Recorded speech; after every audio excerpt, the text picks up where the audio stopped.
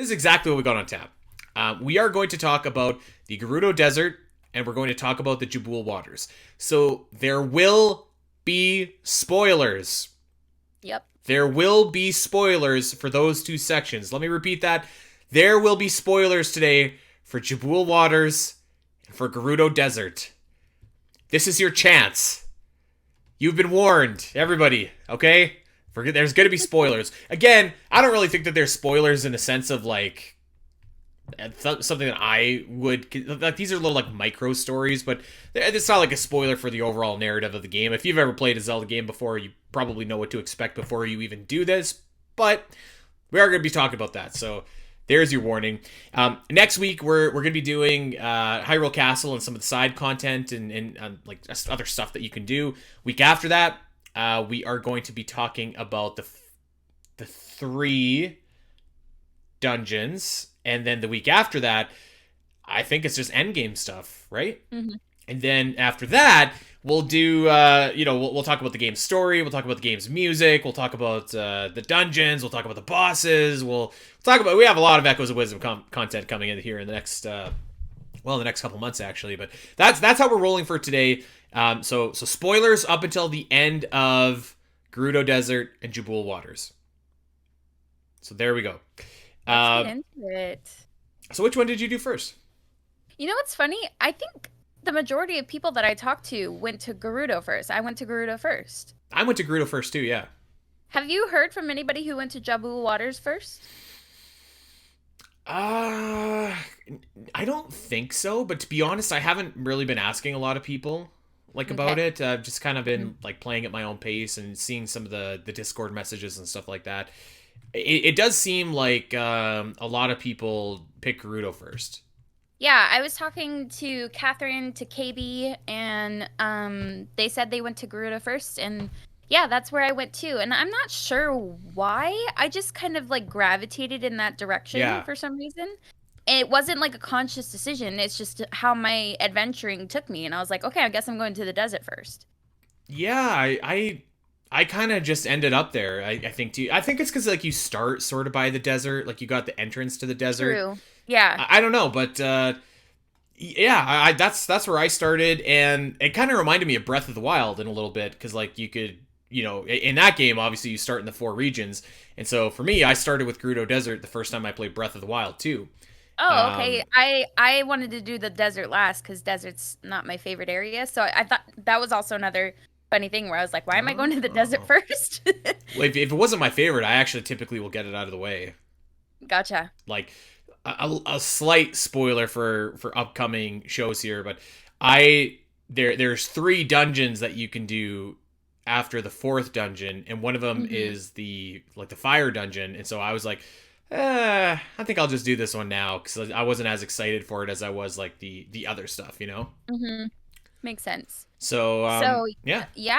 I also thought it was interesting that this is something that we wanted when we were talking about our hopes and dreams, a little bit more linearity to the game.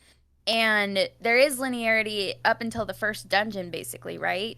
Yeah. And then after that, they kind of let you loose on the next 2 parts, and then they let you loose on the next 3 parts. And I think that so far, like, I'm sure we'll talk about this way more when we're, like, finishing up the game. I think so far, this has been the way to go. Like, I like how they've given us enough freedom, but enough linearity, too.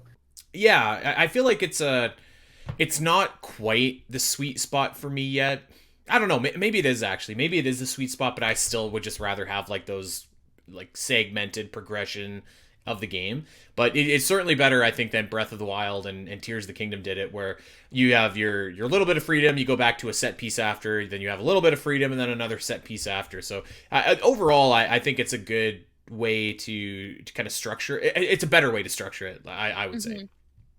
Yeah, I so far actually think it might be my sweet spot because it takes me back to what I really enjoyed in Horizon and like Zero Dawn and Forbidden West, how you have the freedom to go to certain spots, but then the next stuff opens up after you finish stuff. So yes, so I appreciate that the linearity through the first dungeon, which we talked about last week, and now these 2 new areas we're going to talk about, they opened up. But they kind of keep you sequestered to those 2 areas. So yeah, Gerudo first. Yeah, like I would say of the games that give you the option to do dungeon, like I think this is the best one. Like I actually like it even better than A Link Between Worlds, like because that one you could do your own kind of thing or whatever, mostly in that game too, um, with those small little set pieces in between. So yeah, I like the way that Echoes does it. But I ventured over to Gerudo Desert first. You ventured over to Gerudo Desert first, and well, the whole dang desert has been covered in these rifts, which are popping out everywhere. It had a very similar feeling, I thought, to the regional phenomenon from Tears of the Yeah, Kingdom. I did get that same feeling as well. Not that that's like a bad thing necessarily. Hmm. Just it felt familiar. It felt like you go to the region and they're having a crisis, Yeah. and you learn about the crisis, you learn about the people, and with this game, it's just the rifts that are causing the crisis versus like Tears of the Kingdom. Everybody has their own issue happening at the same, Yeah. So yeah, I get where you're coming from, where it does kind of feel similar, but I think it's done in a way that matches the game's theme really well. Yeah, and like that's not a critique that it feels similar to the regional phenomenon. I thought that was like a cool idea. Hmm. Gerudo, I felt in particular though because it was like they had unleashed the sand to kind of try and stop the monsters. I was just Hmm. like, oh, this is very familiar. Yeah. So yeah, it was. I mean, I'm a sucker actually for the like the desert portion of the game. You know what I mean? Like I love the like any kind of dungeon involving sand, any kind of dungeon. Typically, like in the Gerudo area, like the Spirit Temple or Arbiter's Grounds or Desert Palace. Like I really like those kinds of dungeons. So I was excited to do Gerudo because and also I was just excited to see like the Gerudo in this art style, like kind of for myself, you know? Hmm. I was really excited to spot the first couple Gerudo like soldiers when you get into the desert, Yeah. and they just look so good. They sound so good. I feel like there might be a little bit of recycled sounds from Breath of the Wild and Tears of the Kingdom, like some of the sound bites that they used for NPCs. Hmm. Kind of similar how they did in Minish Cap with past games sound bites, you know? Yeah. So I was super excited to see them. They look great, and they all have like each one has almost a different design too, like different hairstyles and stuff. So pretty similar to how in Breath of the Wild and Tears of the Kingdom, all the Gerudo look so different, but like similar. Hmm. And yeah, I was like super excited to be down there and like seeing them in this 2D art style. Um, the Gerudo Desert too was very, very reminiscent of how it's laid out in Breath of the Wild too, like Hmm. almost to a T. You've got the Oasis to the what is this? Never the east. You've got Gerudo Town kind of to the west, and you got Yeah. nothing, to the If you south. had, yeah, if you're like in the northern area, you get hit by the sandstorms and stuff. Yeah, Yeah, had the yeah, it is mountains very, behind Gerudo Town. Like it's very similar. it is very similar layout, and it's like it's also a similar layout. This is something I'm noticing for the whole map. Obviously, it's not the same as A Link to the Past, but there's like little tidbits I feel of A Yeah, Link to the Past map in it, and there is some in the desert too, like the Great Palace. What is it called in A Link to the Past? The Sand Dungeon. Desert Palace. Desert Palace. There's like little bits of it there in like the DNA in the Gerudo Desert, and I think that's kind of cool. Hmm. I actually saw this really cool picture, like yesterday or the day before, or something like that, where somebody posted the Link to the Past map in like the center of the Echoes map, and the Link to the Past complete map is like if you put it right in the center, it's pretty spot on with like Hmm. how the Echoes map looks, but obviously it expands so much further out. It Yes, was pretty cool actually. Lots of that like is cool. nice little tidbits and Easter eggs and stuff like that. Um, Hmm.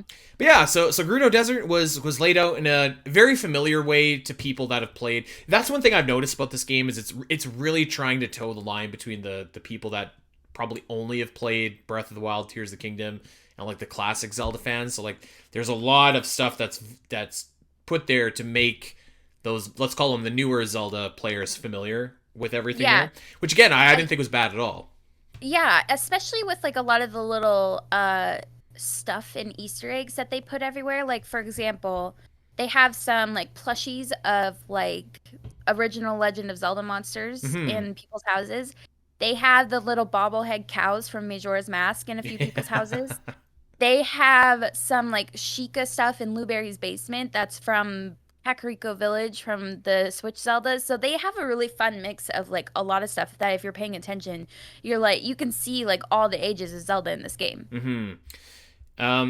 So let's get started. So you go over, you're trying to get into to the place. You know what thing? You know what kind of, I don't know if it bothers me, if it weirds me out, or it's just like every time Try is just like, I need to find my friends, and he makes that stupid noise. I'm just like, I don't trust you, man. I don't trust you yet. Something's wrong with you. They picked a carrot over you for an icon. Like, what's? I don't know. That's so funny. I am still very. I know you're farther than me, but I am still questionable of Try. But now Try is starting to feel like Fi a little bit to me because Try says some stuff. Yeah. Where it's like, I don't understand human emotions, and I'm just like, where is Try from? What is Try? And I have a theory going on in my brain now, but I won't talk about it until later. It's pretty like way out there, so I don't think it's actually true. But yeah, I still don't know about Try. I still think Try is cute though. I know you don't, but I like the little Try sounds, and I like Try's little bobbing around. And I'm digging him, but like I also don't. I think there's something suspicious going on too. Yeah, I don't know. He's just okay. We'll talk more about Try when we get to the story episode, but I still have my issues with this little fella. But yeah, so it almost seems like so there's rifts everywhere. You're talking to a guard, and she's like, "No, I can't let you into our like inner sanctum, wherever the the portal to get to the Gerudo rift." Yeah. So, like, I can't do it. And then you just like randomly bump into, which actually I kind of love this. So you randomly bump into this Gerudo named Dona. And Dona, I thought Dona was a great new character, actually. I love Dona so much. I ship her with Zelda, kind of. Like, I really liked that their pairing. Friendship is so wholesome. Yeah. I want them to be together. so Dona is the Gerudo chief's daughter, who is trying to convince everyone. So Dona is just like immediately looks at Zelda and is just like, you can help us. You could fix these rifts. Awesome. Immediate trust. Yeah. Immediate trust. And instantly has faith. And so she's just like, you can help us. And so and one of the rhythms I think that the game is settling into a little bit is that before most dungeons, you have to like go into the still world, and you have to do almost like a Tears of Light kind of idea, or maybe like a Silent Realm kind of idea, which again isn't the worst. Like, it's not a bad thing at all. It's like a fun little distraction. Yeah, at least it's not like 20 of them. It's usually like 3 or 5. Yeah. And they're easy to do, and it's like, it's different. Like, there's lots of cool puzzles that are based on gravity, stuff like that. I've been liking them too, because they don't overstay their welcome. Exactly. Yeah. But like it kind of settles into that rhythm where most dungeons you're doing something like that before you actually like go in and get to work. And this was the one where I was just kind of like, okay, I guess this is what we're doing now for all this. And I was fine with that. So again, you do some fun puzzles, and then you really kind of get Dona's trust. And yeah, she's taking you to meet the family pretty quickly. Yeah. I don't know if we want to talk too deeply about like what's going on with like characters. Well, we can touch on it. Yeah. Okay. Did you suspect that there was an imposter? I knew as soon as I did too. Yeah. I was like, this bee is fake. and do you remember her name? Because I was looking for it too. And anybody in chat remember the name of the advisor for the Gerudo chief? Anyway, so this is what happens. You go in, and we'll just be very basic here, but you go and meet the Gerudo chief, and the chief rightly is just like, Dona, do you have proof that this Zelda can close any rifts here? And then Faucet, that's right. Yes, thank you, Bat Rogue. And so the chief, Dona's like, well, no, but I think she can. And so they're just like, you know what, go prove it. Okay, go prove it. And meanwhile, Faucet is this advisor who is the chief's advisor, and she's just like, the only way to close these rifts is to keep on fighting the monsters that come out of them. And as soon as she said that, and then as soon as Dona was like, oh, Faucet's great, she taught me everything I knew, I was like, oh yeah, this is an imposter for sure. Like, for sure. Which is like a fine enough, like, I think that's fine. But I thought it was a fun twist. You could tell right away because she was so adamant on like turning every new idea down and like set in this. I couldn't, at first I was like, is she just kind of like a set in her ways kind of character? No, she's definitely fake. No, she was evil for sure. Although the chief did have some fair points where it's just like, go prove it. And I thought that this was funny actually. So you go into 3 separate like entrances to the still world. Every single time tries like I can't get in here. And it's just like, oh, okay, well, you're not helping us out here very much. Try. Yeah, right. Yeah. And like How am I 3 supposed to times prove it's just this? like you can't do anything.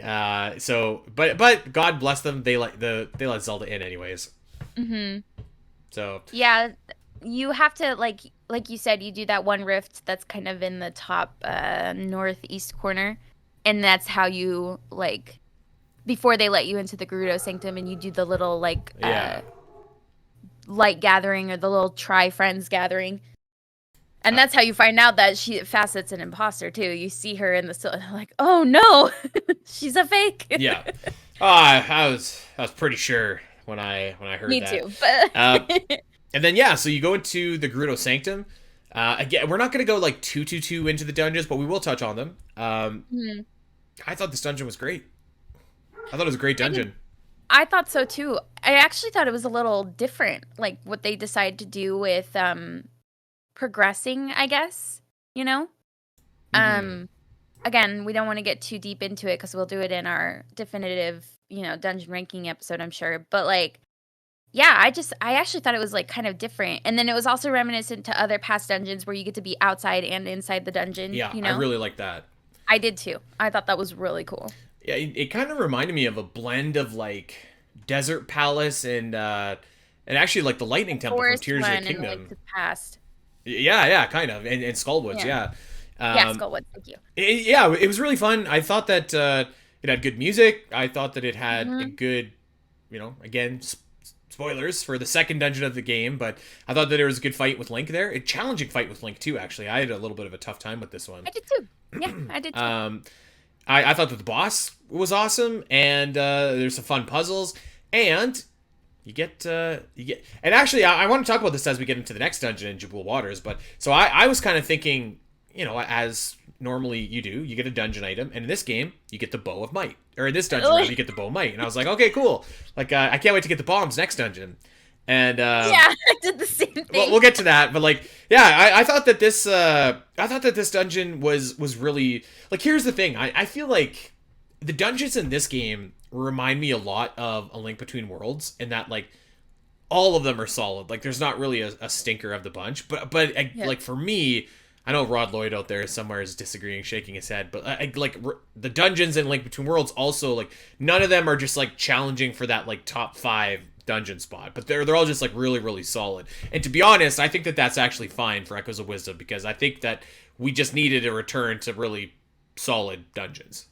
Yeah, I would say I agree at this point because of the dungeons that I've done so far. I know there's at least 3 more, if not a 4th final dungeon. So I would say I agree. Everything's been really solid and fun. It doesn't feel like a chore, but I also don't think that anything has felt like my mind was blown, Yeah, that's fair. I want to let me go back to the dungeon item really quick. I thought of you when I got the bow, and I was like, Andy's gonna hate that we got the stupid bow. You know what? This is okay, because it's like it's done differently. It's done differently, yeah. Like I don't like when you're Link, in a 3D, like, you know what I mean? Like when you're just like, okay, I've got the bombs, I've got the bow, like that's kind of Like, when it's done differently, though, like I think it's fine. Like, in Skyward Sword, I thought the bow was a great item, because it was basically like a sniper rifle. And in this game, it's just adding to your sword fighter form. So I thought that it was fine in this game. And at least you got a dungeon item in this one. True. Yep, very true. That's not the case for all these dungeons here. Okay. But yeah, I thought that the Gerudo section was really fun. I had a really good time doing it. Again, like, it's kind of nice because there's like the small bite-sized mini stories that you could do. My only, this is probably jumping ahead a little bit, my only gripe was I kind of wanted to learn a little bit quicker than you end up doing, like what or who or how these rifts are occurring. Okay.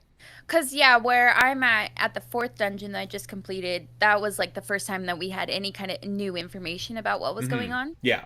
And that's 4 dungeons in. So I get what you're saying. And you don't really even start to really learn until I don't even want to go here actually. So let's Okay. just save it because I don't want to spoil anything for you or anybody listening because we're only doing Okay. spoilers for Jabul Waters and Gerudo Desert.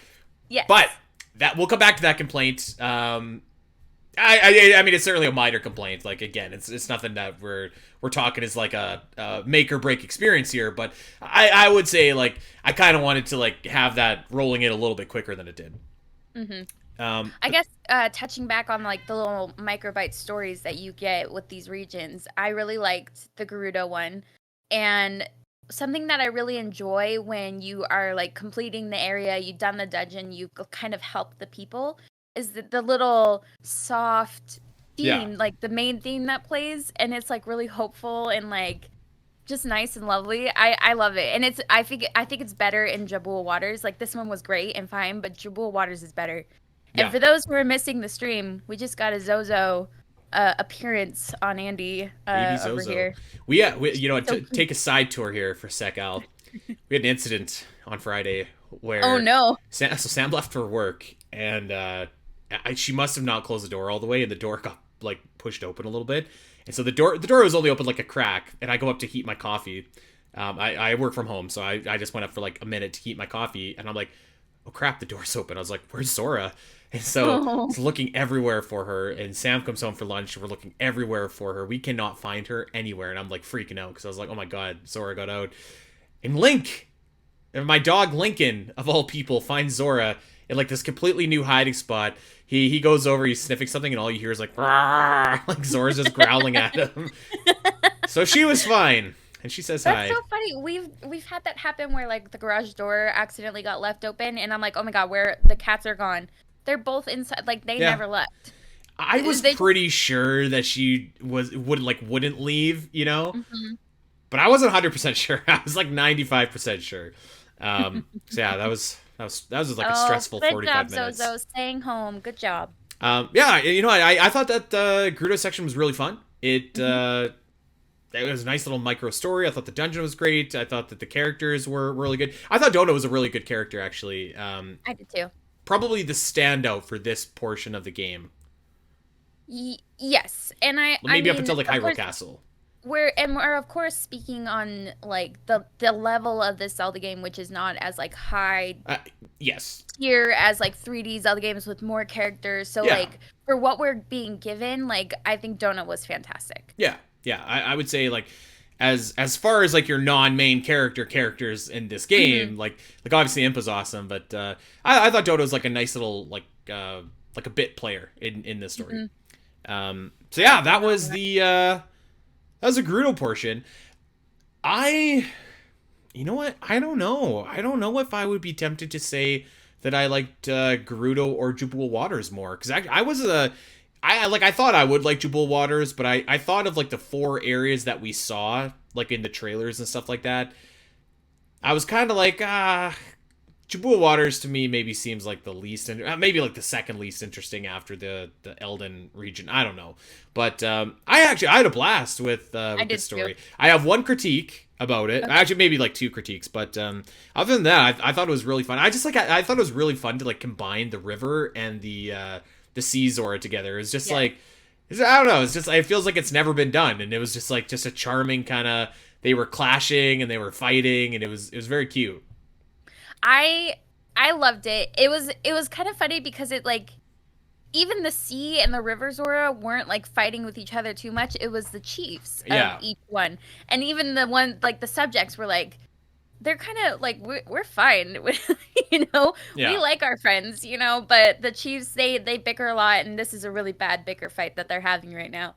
So I thought it was really cute. There's an instance where a river and a sea Zora kind of have to work together, and they like start gushing about each other, and one of them's like, yeah, I've just been sitting here talking to my new sea Zora friend, and the sea Zora's like, yeah, this is my best friend, and the river one's like, oh my god, don't say that, that's embarrassing. Like I was like, this is so cute, this is so wholesome.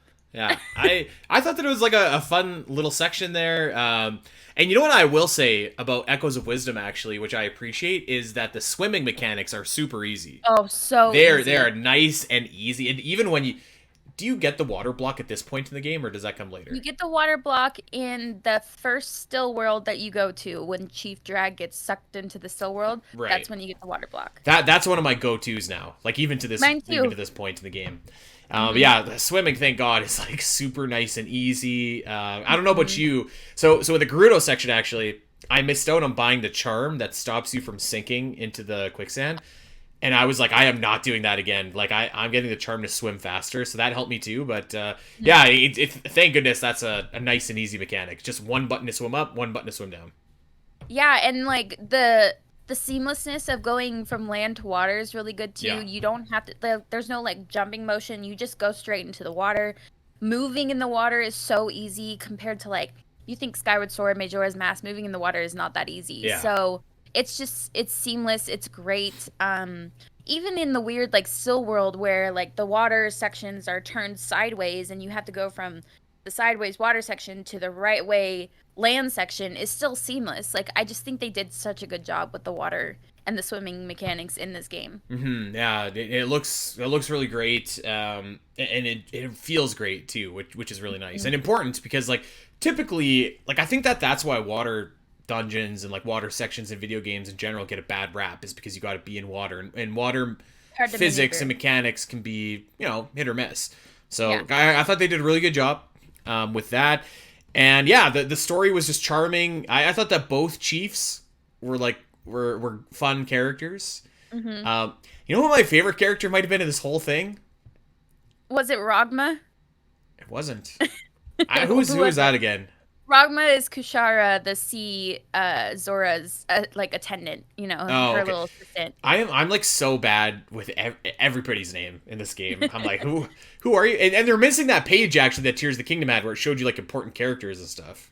Yeah, another thing that happens in this game is they don't have the name card on the text boxes unless you've learned the name of the character. So like all the NPCs, Huh.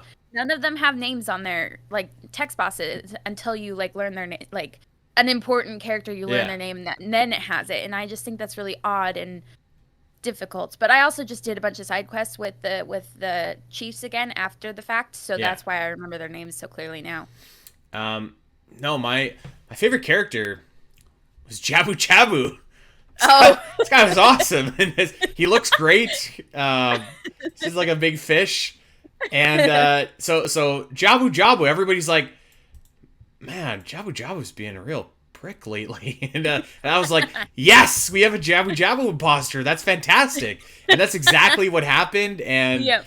I don't know. It was just like super charming to me that Jabu Jabu could also be like corrupted and like a mean version of him, come back. I thought that was really, really cute. I love when you get to the still world, and usually when you see a character tries like, oh no, yeah, they'll return to normal.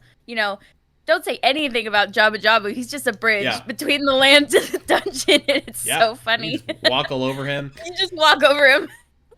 This is my one complaint about this section now.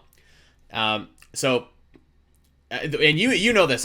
In Tears of the Kingdom, I hated doing like something and then you'd have to do it again to get like the same ending but like slightly different. Like you'd hear the Wind Mage explain her little story. You'd hear the Okay, Water yeah. Mage explain. So there's a portion where evil Jabu Jabu goes and eats the River Zora's assistant. Uh-huh. And you got to go into the still world. You got to collect your gimmicks and you got to rescue him.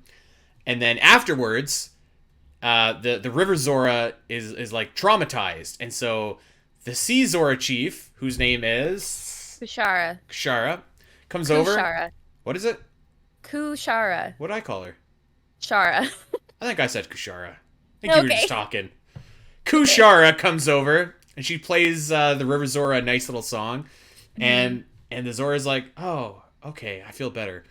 And then I was just like, we're gonna do the exact same thing with the Sea Zora, aren't we? And sure enough, that's exactly so. You do the exact same scenario. A sea Zora gets swallowed up by evil Jabu Jabu. You go into the still world. You collect the things, you rescue them, and the River Zora chief, whose name is Drad. Drad. Drad. Drad. Yeah. So Judge Drad comes in and he plays a song as well, and then the Sea Zora is like, "Wow, I feel so much better." And so the two chiefs are squabbling because they're both artists, and they're like, "I play better than you." "No, I play better than you." "No, I'm the best." "No, you suck." So like they're going over about like who's the better like artist. I could be wrong, by the way. I don't know if you go into the still world or not. I'm being fact checked here. I guess you go into a cave, but the point is, it was like the same idea where like you go in and you rescue the person, and the other person plays a song, and I was like, okay, like, I don't know. Okay, I get it, but I think like I think if you're like taking into consideration that this is like catered a little bit to a younger audience, you know, not always the 30-year-olds. Yes. It's trying to teach the younger audience that hey, there's strength on both sides of the fence and that you could work together. And so it shows Kushara's strength by having healing music, and then it shows Drad's strength by having like invigorating music for the two different Zoras that were traumatized by the imposter Jabu. So I actually really liked it. I thought it was actually really good storytelling for, you know, a 2D Zelda game. I thought they did a really good job with it. I liked the story. I was just like, I don't know, could we have just made this like one dungeon, like one cave or one still world instead? You had to show Drad Kushara's strengths, and then you had to show Kushara Drad's strengths in two separate instances. I do feel a little frustrated that they happened like one right after the other, but Jabu was on a rampage, so it kind of makes sense, you know. I guess so. I'm yelling into the clouds here. That was my only thing I didn't like, just because it reminded me of Tears of the Kingdom when you just did like the same dungeon and got the same story, and I was just like, ugh. I don't think it's as that is egregious in Tears of the Kingdom. I don't think this is that bad. It really wasn't, to be honest, but that did stick out to me. And tell me this actually. So I went over when I got into the Jabul waters, and I was like exploring around or whatever, and I found that little boat, the shipwreck boat, and I was like, what's going on here? So I tried fighting the shark that's swimming around it. This thing just mauled me, like completely demolished me. So I was like, that thing's pretty powerful. Pretty sure I'm going into an underwater dungeon here. So I was like, I am getting this echo. Because at the time, it was like a 3 triangle echo, which is like the biggest that you can get, at least for me at the time. So I go back and I'm like doing everything. I think I spent like 25 minutes, something like that, fighting the shark echo. And I finally got it. Finally got it. And man, I'm glad I did, because that made that dungeon, I feel like, a little bit easier. I didn't... I don't want to make you feel bad, but it didn't take me that long to get the shark echo. Whatever, Miss Professional Zelda here. I just threw out a couple Octoroks and let them wail on him for a minute. Good idea. I think, what did I use? I tried to lure him over so I could use my Dark Net. That didn't work. I tried to, I don't know what the hell I ended up doing. I think I ended up just going to Sword Fighter form and like smashing him in the water or something like that. Mm-hmm. Even that took a while. He had a pretty beefy HP. And that does make the shark is the best echo for underwater like fighting. Yeah. So I use it all the time. Yeah. Have you done the stuff inside the ship yet? No, I didn't know there was stuff. I didn't know there was stuff inside the ship. I'll just leave that for you to figure out. Oh. All right. Awesome. Maybe, I don't know. Maybe I don't think I have. What do you do? Is it just a still world? No. Oh, okay. Well, maybe I'll go and do that right after we're done. You need to go back to some revisit areas and look for side quests is what you need to do. Well, I've done a bunch of side quests. I'm almost all caught up, actually, so maybe I need to just talk to the person. But I don't... Where do you initiate the side quest? DM me after. I'll figure it out. Yeah, I'll go and explore the pirate ship. Oh, I didn't do anything else in there. But I am pretty caught up in my side quests, I will say. Okay. Without getting too far into it. I was surprised that like you finish a dungeon and like you could talk to some people, but once you go and like there's a very clear halfway point in the game. Mm-hmm. Once you go complete that halfway point, you can go back and there's more people to talk to, more side quests to get. Yeah. So yeah, I thought that once again, I thought it was a strong dungeon. Mm-hmm. The dungeon was very strong. I did like it a lot. Now, you were right this dungeon was like it was It kind of was. divine beasty, like a beast-esque, I guess. Mhm. Like, and that's not like the worst thing. Like the problem with the divine beast gimmick isn't that the idea itself is bad. It's just that like when it's all that you do The whole time, the the whole whole game. time, yeah, then it's, and this one I still feel like was more structured because like yes, you needed like the five whatevers in order to activate the flood, but But each you needed chamber. two first, and then Right, you you needed needed the two next first. two. Each chamber would have its own puzzles, stuff like that. Which I mean, I guess isn't like dissimilar from the Divine Beast, but Hmm. the important thing too is that like this actually felt like a water dungeon, It did, not like yes. the last water dungeon I was in, Yeah, true. or frankly like, and I like the Divine Beast, but like those, like they don't feel like dungeons, right? Because I mean they're not. You're inside the Divine Beast, so like it was nice to be in a water dungeon where like it feels like a water dungeon. Hmm. So yeah, I thought it was strong. It was like a fun, familiar puzzle. Again, I think like kind of geared towards some of those newer Zelda players that came in with the open world games. Hmm. Lots of 2D swimming, Hmm. which I thought was Yeah. cool. Yeah, Yeah. yeah. I So got to use some of my smoothie skills, some of my little items that you can equip, we're gonna talk because about smoothies in depth next week, by the way. yeah, because there was a couple sections of the 2D swimming where I was like, oof, there's a bunch of bubbles everywhere to help Yeah. refill your air, but sometimes you couldn't get to them soon enough, and I was glad I had some smoothies with me. Yeah, yeah. It's I've got some thoughts on smoothies for next week, but Okay. yeah, I thought that the dungeon was fun. This is what I will say. I thought it was weird that there was no mini boss and that there was no dungeon item. I think that I don't want to go into spoilers here. I'm gonna, how about this? I'm gonna preface what I'm about to say with like a small, slight spoiler warning. But in another dungeon down the road, you get the bombs of might. I don't think that's Mhm. like a big spoiler. No, that's an easy assumption to make. Yeah. So I'm thinking to myself like, why don't we just get that here so we have all of our three things here so that we can upgrade them more during the game rather than the dungeon that you get them, which is like further down, because it's not like you don't have like the fish bomb anyway, like you know what I mean, it's not like the bombs are From locked. this dungeon. Hmm. Yeah, so I was kind of thinking, I thought it was weird that you didn't get anything from this dungeon nor have like a mini boss fight. I don't know, I am I kind alone? of, um, I had to try and think of it like reasonably. I was like, when I got the bow, I was like, the next dungeon I'm getting the bombs. And when I didn't, I had to think about it. I'm like, he only had three items in the beginning of the game: the sword, the bow, and the bombs. Mm-hmm. So they kind of have to probably spread it out as much as they can among the remaining dungeons. So in my mind, it's probably just like the first half you get the bombs, the second half you get the bow. Second half you get the bombs. It doesn't really matter that it's not every dungeon you don't get an item. So I don't know. I'm just thinking about it a little bit logically instead of.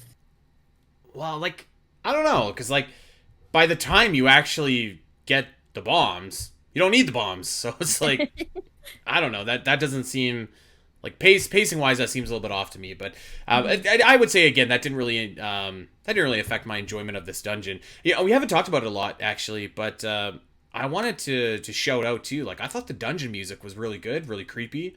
Kind Mhm. of it was a good track. Yeah, both dungeons had good Yeah. tracks for. I'm still struggling with the music in this game because none of it is, besides the main theme and one other theme that I really like, is really like sitting in my brain where it's, how Zelda songs like get in your brain like a little weevil and you can like Yeah. hum the whole thing, the hummability. I haven't been getting that in this Hmm. game. Not to say that the music isn't good. Speaking of music, like the River Zora and the I want Sea to talk about Zora's that music, next. perfect. And especially how it matched the different chiefs like musical instruments, Yeah. perfect. That was really cool, but I can't sing you the song, you know what I mean? Well, I could hum you the overworld theme. Yeah, that's Yeah, it. I agree. I was actually surprised to hear so the Jabul Waters has a medley in it, which is the Dragon Roost theme Mm, song, which I was like, oh, okay, I guess it kind of makes sense. Like, there's no Rito in the game, and like I guess Rito and came from Zora, so hmm sort of fits, but I was like, oh, that's interesting. So yeah, it was neat to see that pop back up too. I thought that sounded really nice. I don't know. I didn't hear really any like of the classic Zora's Domain motifs or anything like that in the music. Did I just miss it? I didn't really hear Zora's Domain, but you could tell, like, my brother was in the other room and he's like, oh, are you in the Zora location? Just based on what he heard in the music. And I was like, yeah, I'm in the C Zora location. He's like, it sounds like it. Mm-hmm. So I wouldn't say it sounds exactly like Zora's Domain, but it definitely sounds like Zora, if that made any sense. It does. Like the instruments that they use sound like yeah. what you would use for like a tropical underwater kind of place or whatever. But yeah, but like I thought the music was River good. Zora, their music was more horns, like Drad's instrument, and then the C Zora was more harpy, like Shara's instrument. I thought that was really cool how they separated that. Do you have, like, when you think of Zora, do you just have like a default? Like when I think of Zora, like the C Zora are my default, you know? Oh yeah, I just think of Ocarina of Time Zora for some reason. Me too. I mean, I'm also thinking of my cat Zora, to be honest, when I hear Zora, but if I'm thinking of Zelda Zora, I'm thinking like Sea Zora and then River Zora. Yeah. Because River Zora used to be like the bad ones that would attack you. Yeah, they did. Yep. They've turned a new leaf though. So yeah, I thought that was really fun. And I will say, like, so everybody is kind of, after the dungeon is done, everybody gets together, and the two chiefs, whose name are Judge Dredd and Kushara, not Fashara, Kushara. They get together. They start singing to Jabu Jabu to calm him down. Everyone else pipes in with their instruments. Zelda starts singing. It's just a really sweet scene. I thought that it was like just a really nice, like, feel good moment in Zelda. It was. You know? It was very cute. It was a very sweet moment. I love the little storyline of this region. I think it's a little bit more, like, it's a little deeper than the story from the Gerudo region. I think so, yeah. Yeah, and I wound up liking it a lot. I thought it was super sweet and super cute. Yeah, I think it's like one of my more favorite stories so far, to be honest, of the 7 that I've done. And I guess like even the first and like the next dungeon that comes up after, you wouldn't say are like little sub stories. Those are more so like tied into the main story. But yeah, I think that this story might be like the best one actually. It was really pleasant. It was really just charming, really fun. So I had a really good time with Jabul Waters as well. I did too. I was kind of like you, where I wasn't anticipating liking it that much, but I liked it a lot. Yeah. Hey everyone! If you enjoyed this clip and want to see more of the Zelda Cast, make sure to head over to your favorite podcast platform of choice and subscribe. There are over 200 episodes in the vault that will provide you with hundreds of hours of Zelda content for you to enjoy. You can listen to us when you're on a walk, fighting Ganon, trying to sleep, whatever. And if you want to see these shows as they happen, make sure to head over to twitch.tv/the Zelda Cast, where you can watch our beautiful faces talk about Zelda every single week. Don't miss out, and we'll see you next time.